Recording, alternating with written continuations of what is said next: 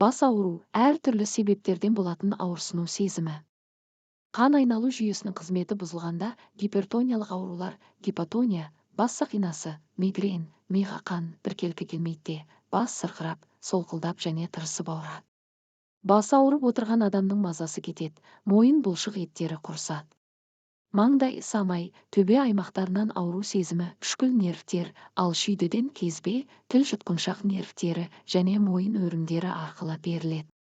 Бас ауру белгісінің күші ми бөлігінің қызметтеріне, әр адамның табиғи жаратылысына, атап айтқанда, ауру сезімін қабылдау деңгейіне де байланысты болады.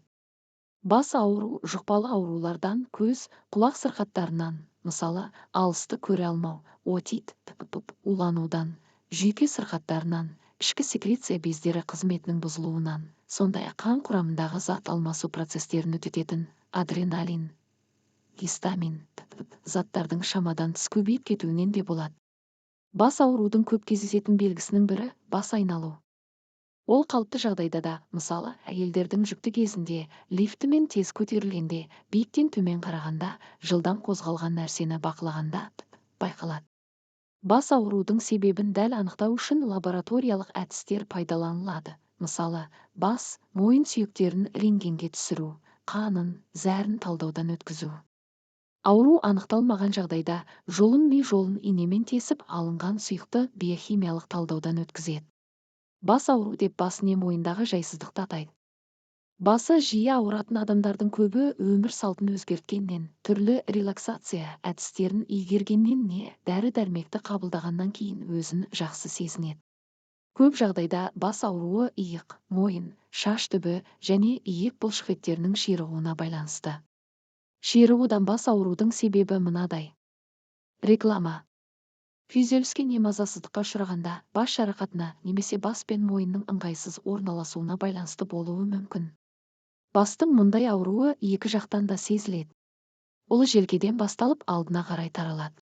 Бас сыздап немесе қысып ауырсынып, сондай-ақ иыққа, мойынға немесе иекке таралуы мүмкін. Сақина тәрізді ауырсыну күшті болуы мүмкін. Ол әдетте басқа симптомдармен бірге білінеді. Мысалы, дыбысқа немесе жарыққа сезімталдықпен қарап, жүрек айнуы мүмкін. Бас сақинасы кезінде бас солқылдап ауруы мүмкін. Әдетте ол бастың бір жағынан басталып, содан соң бастың бүкіл аумағына таралады. Бұл бас ауруының алдында пайда болатын белгілердің жиынтығы. Ауырсыну әдетте дене жағдайына қарай күшейеді. Бас сақинасы шоколад, ірімшіктің кейбір түрі немесе натрий глутаматы сияқты тағамдарды пайдаланған кезде туындауы мүмкін. Сондай-ақ кофеин, ұйқының дұрыс қанбауы немесе ішімдікті бас сақинасына себебі болуы мүмкін.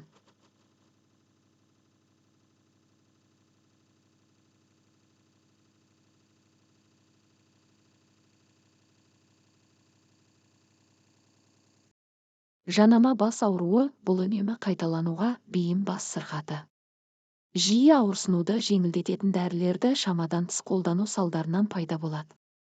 Сол себепті оны дәрі-дәрмектерді шамадан тыс пайдаланғанда туындайтын бас ауруы деп те атайды. Мұндай ауырсыну препараттарды аптасына 3 күннен артық қабылдағанда дамуы мүмкін. Бас ауруының басқа түрлері. Кластер бас ауруы кенет пайда болатын өте күшті бас ауруы. Ол бір айдың ішінде күніне бірнеше рет пайда болуы мүмкін. Одан кейін біраз уақытқа тоқтауы мүмкін. Бас ауруы әдетте 1 сағатқа созылады және күн сайын бір уақытта қайталанады. Синус бас ауруы бастың алдыңғы бөлігінде және бетте пайда болады. Ол жақтың, мұрынның және көздің артында орналасқан қуыстың қабынуына байланысты. Ауырсыну таңертең және басты алға еңкейткенде күшейеді. Сирек кезде мына жағдайлар бас ауруына себеп болуы мүмкін.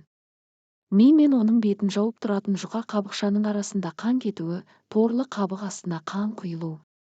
Жоғары артерия қысымы. Мидың инфекциялық аурулары, менингит, энцефалит немесе абсцесс. Ми ісігі. Бас сүйегінің астында сұйықтық жиналуы, бұл мидың ісінуіне гидроцефалия себеп болады. Бас сүйектің ішіндегі қысымның артуы, бұл псевдотумороз синдромның пайда болуымен байланысты, ісік емес. Иісті газбен улану. Ұйқы кезінде оттегінің жетіспеуі, ұйқы апноясы. қан тамырларының аурулары, артерия вена мальформациялары, авм, мидың вилуы.